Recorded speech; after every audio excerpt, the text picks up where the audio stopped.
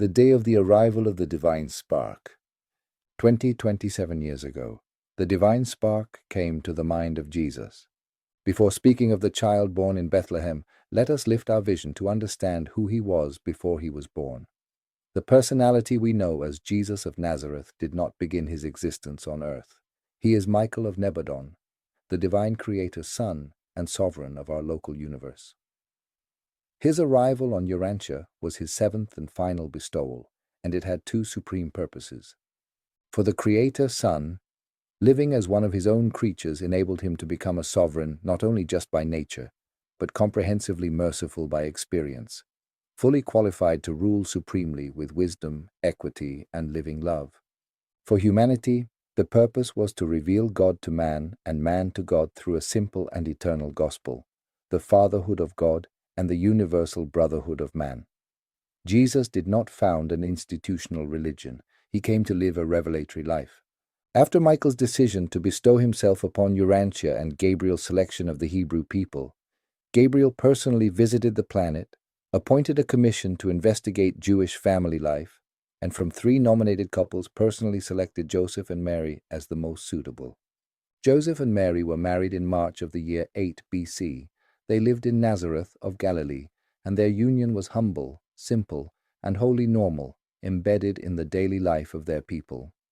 About 3 months later, in June, the first supernatural event occurred. Gabriel, the bright and morning star and chief executive of the local universe, appeared to Elizabeth, Mary's cousin, and announced, "While your husband, Zacharias, stands before the altar in Jerusalem, and while the assembled people pray for the coming of a deliverer, I, Gabriel, have come to announce that you will shortly bear a son who shall be the forerunner of this divine teacher, and you shall call your son John. He will grow up dedicated to the Lord your God, and when he has come to full years, he will gladden your heart because he will turn many souls to God, and he will also proclaim the coming of the soul healer of your people and the spirit liberator of all mankind. Your kinswoman Mary shall be the mother of this child of promise, and I will also appear to her." Elizabeth conveyed the news to her husband Zacharias, a priest of the temple in Jerusalem. Because of his advanced age, he doubted. But about 6 weeks before John's birth, a revelatory dream dispelled all uncertainty and confirmed the extraordinary mission of his future son. The following year, on March 25th of 7 BC, John was born in the city of Judah, bringing joy to his parents. 5 months had passed since that announcement to Elizabeth. Joseph and Mary had now been married 8 months when the extraordinary occurred.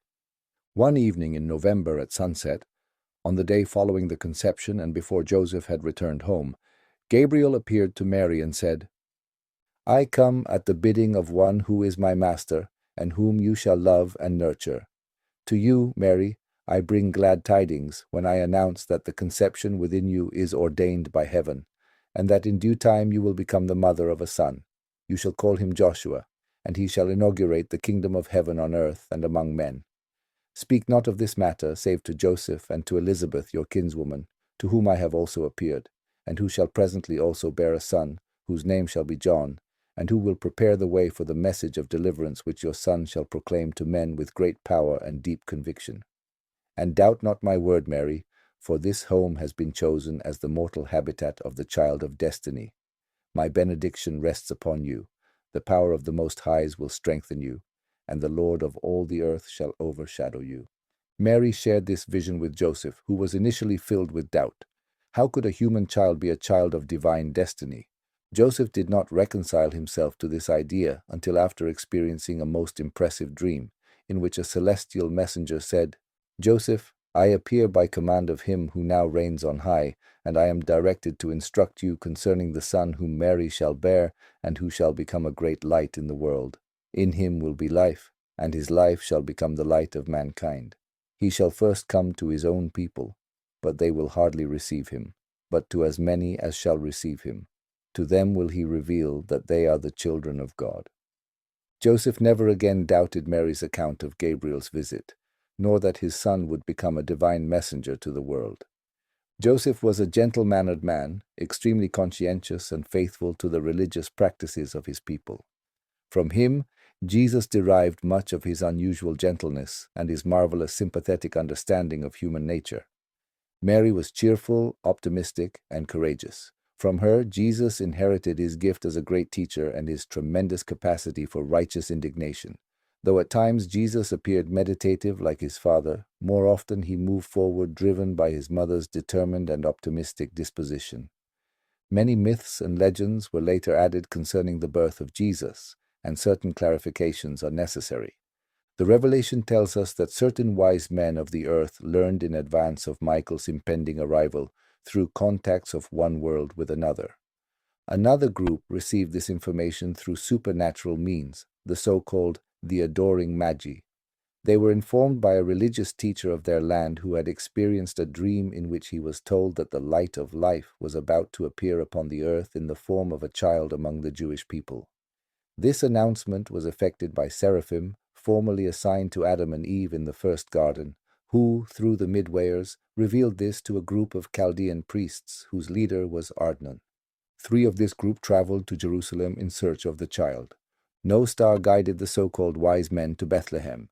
The beautiful legend originated from real and extraordinary astronomical events of that year. Under scientific scrutiny, we know the heavens keep their own clock. The conjunctions of Jupiter and Saturn are cyclical, but what occurred in 7 BC was exceptional, a triple conjunction. This planetary dance is exceedingly rare.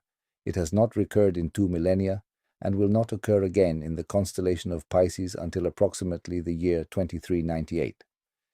This extraordinary astronomical event, though entirely natural, later contributed to the formation of the legend of the Star of Bethlehem.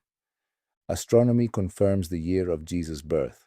It is further verified by the census. Academic history often confuses this with the census of Quirinius, AD 6.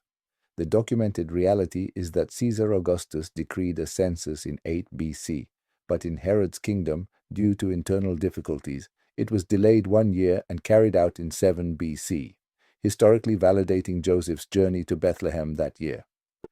Despite her advanced pregnancy, Mary insisted on accompanying Joseph, fearing she might be alone if the child were born in his absence.